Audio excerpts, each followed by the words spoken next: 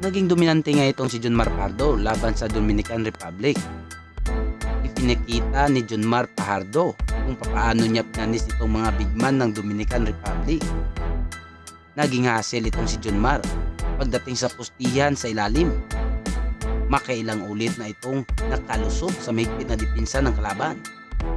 Kaya lagi itong nakapag-commit ng puntos at may ilang bisis din itong makakuha ng foul na siya namang magandang pagkakataon para makonvert ito sa free throw.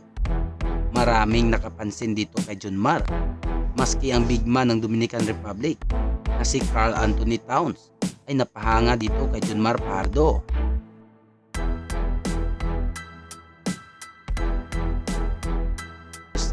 Na free throw shooting. Naging consistent din itong si EJ Edo sa pagbabantay laban dito sa big man ng Dominican Republic na si Karl Anthony Towns. Nalimitahan nitong si Karl Towns sa pagiging scorer dito sa kanilang kupunan dahil sa magandang dipinsa ni EJ Edo. Usap-usapan din sa social media itong si Coach Joe Reyes dahil sa pagbabangko sa ating pambatong si Kai Sotto.